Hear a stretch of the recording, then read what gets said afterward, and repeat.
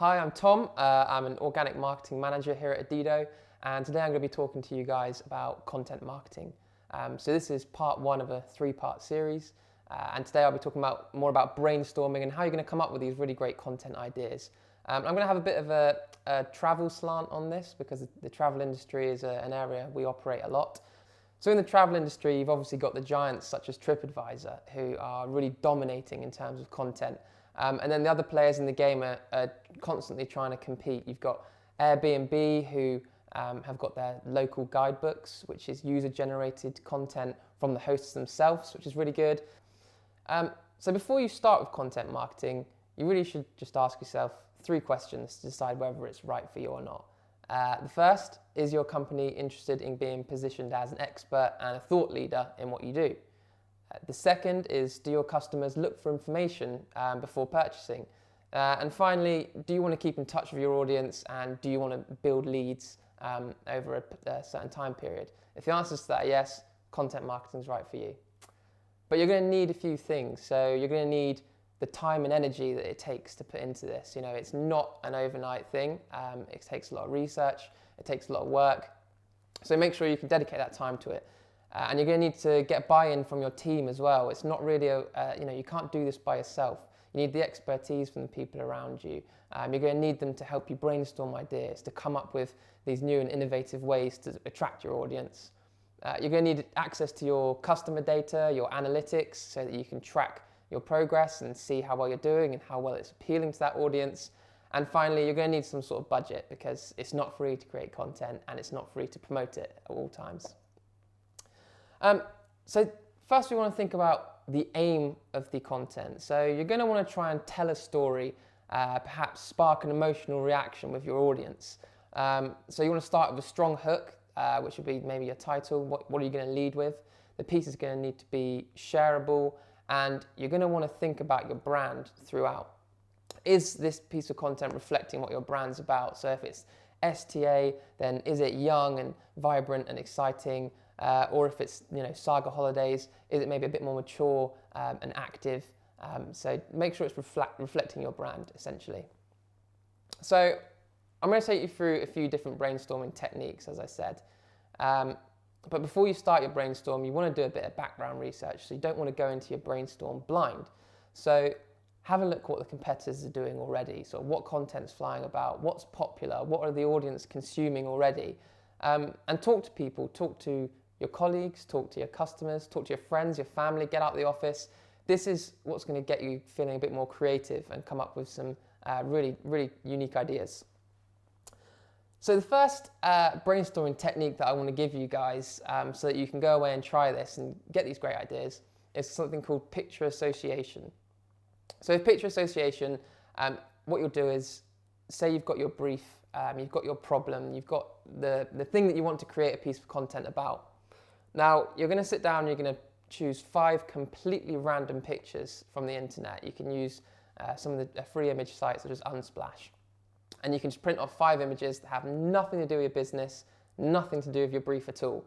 And then you're going to sit down in a room with a few other people and you're going to look at these pictures and you're going to start to draw ideas from them. So while this is what gets you really thinking outside the box, because it's almost, you're not expecting to come up with the idea that you might come up with because that picture doesn't have anything to do with your brief. But once you start to pull things out, then you can get a bit more creative. And like I say, this is where out-the-box thinking really comes from. The second idea that I want to talk about, the second brainstorming technique, is something called content funneling. So for this one, you're going to need to get around 5 people in a room. And this one's a bit different because it's actually a silent brainstorm, which you would think, how's that going to help my creativity? But hear me out. So everyone sits down in the room and has a piece of paper in front of them and a pen.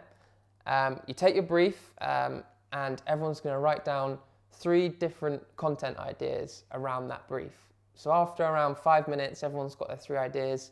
You pass that piece of paper to the person on your left, and they're going to use the 3 ideas that you wrote down to inspire 3 more. And then you continue this until everyone's sort of either fresh out of ideas or a certain time limit has run out. By the end of the session, you've got hundreds of ideas, which are all sort of collected together and using everyone's different sort of thoughts and motivations, and you can pick out what the best idea is at the end. And the beauty of it, as I said, you've got hundreds of ideas. So not only will you get your main piece, you'll perhaps have a blogging strategy surrounding it afterwards as well, because there's so many ideas there. So it's a great way to maximize, get the most out of your time. The final technique that I want to talk about is the superhero technique. So this one's a bit interesting, and again, it's a bit more out there. But again, to get you thinking differently and thinking how you wouldn't normally think, because this is what makes great content, is when you start thinking about things from a different perspective. So again, you're going to get, say, 5-6 people in a room, and as they enter that room, they are no longer themselves. So I would no longer be Tom, the organic marketing manager. I would go in there and I would choose a superhero or any sort of character that you think that might work well in the brainstorm. So say, for example, our brief is that we want to encourage people, get people booking more ski holidays. You know, ski season's coming up. How are we going to draw attention to the ski season? So if I went in there as the Flash, perhaps my idea would be, well, I would quickly zoom to France, I'd zoom to the Alps, grab some snow, bring it back, and show it to my audience and say, look, this is what it is, this is what you're missing. So obviously those ideas are extreme, but then you can start to rein that back in and say, okay, so we want to do this, how can we do it? Maybe we need to incorporate VR or AR to get people onto the slopes. Maybe we need to do a guide of the different types of snow that you might encounter when you're skiing. Something along those lines. Basically, once you've got that ridiculous idea, it can turn into something that you can actually work with. So by the end of the session, the idea is that you'll have the headline of your piece and you'll have a direction that you're moving towards. You know what you want to achieve. So then you need to think about the format of your content. Now, there's so many different ways of doing things, whether you want to go over white paper, an ebook, case studies, videos, interviews, picture galleries, webinars, checklists, anything. There's a lot of options out there, and for a lot of your ideas, you can do more than one thing. So if you create a white paper on your chosen subject, you can then create the infographic off the back, so that will appeal to an audience that maybe more don't have as much time to read the whole white paper. They can pick out the best bits, and that's how you can do that. So that's been part 1 on brainstorming. I hope you guys really got something good out of this. If you want any more information from us, please feel free to get in touch. The contact details are below, or just email us at hello@adi.do.